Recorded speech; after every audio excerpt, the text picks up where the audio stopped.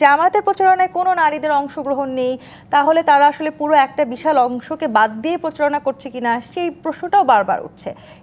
এটিকে আপনি কিভাবে দেখছেন? জামাতের নারীরা আমি ধারণা করি যে কোনো দলের চেয়ে বেশি আছে। প্রকাশ্যে হয়তো আপনি খুব দেখছেন না, বাড়ি বাড়ি তারা যাচ্ছেন বহুদিন থেকে। আমার বাড়িতেও এসছেন, আমি নিজে আমি আমার রুম থেকে শুনছি তারা আমার মায়ের সাথে কথা বলছেন। আমি ব্যক্তিগতভাবে মনে, কারণ প্রচারণা তো অনেক রকম। একটা হচ্ছে প্রচুর প্রকাশিতভাবে আপনি দেখছেন মিছিল করছেন, তারা প্রকাশ্যভাবে অনেক দোকানে যাচ্ছেন, মানুষকে লিফলেট দিচ্ছেন, বাজারে যাচ্ছেন। এটাই আপনি জামাতের নারী কম বেশি দেখবেন না। জামাতের নারীরা ওভার দ্য মান্থস তারা গেছেন এবং কেউ কেউ ধারণা করেন যে এই ক্যাম্পেইনের কারণে জামাত নারীদের একটা বড় অংশ ভোট পেয়ে যেতে পারে এবং সেটা তাদের এই নির্বাচনে খুব ভালো ফল দিতে পারে।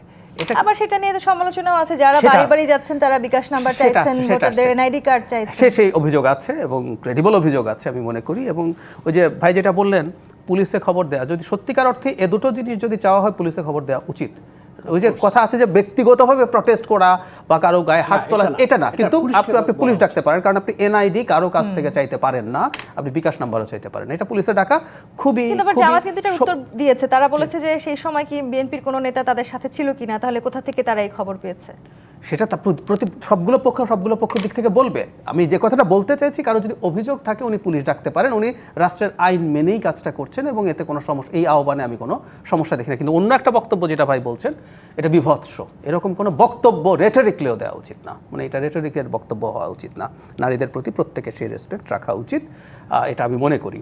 তো এখন যেটা হয়েছে যে জামাতের নারীরা তাদের মতো করে কাজ করছেন। এখানে এই প্রসঙ্গে একটু অফ টপিক হতে পারে, তারপরে একটু বলে ফেলি যে নারীরা সবচেয়ে অগ্রগণ্য ভূমিকা ক্যাম্পেইনে রাখছেন, কিন্তু এই নারীদেরই একজনকেও নমিনেশন দেওয়ার জন্য জামাতের আমিরের ভাষ্য মতে তারা প্রস্তুতি নিচ্ছেন। অথচ এটা শুধু এখন না, আমার মনে পড়ে আমি ছোটোবেলায়ও দেখেছি জামাতের নারী সদস্যরা মানুষের বাড়ি বাড়ি গিয়ে তালিম দিচ্ছেন, কোরআন শেখাচ্ছেন, ইসলামের নিয়ম শেখাচ্ছেন, একই সাথে পলিটিক্যাল তার যে ক্যাম্পেইন, তার যে দাওয়াত সেটা দিচ্ছেন বছরের পর বছর। তারা বলছে তাদের 40% সদস্য হচ্ছে নারী।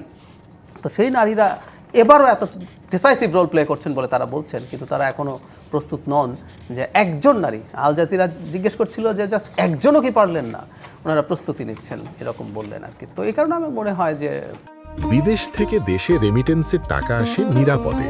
তাই আজই আপনার আপনজনকে বলে রাখুন, রেমিটেন্সের টাকা যেন শুধু নগদেই পাঠায়।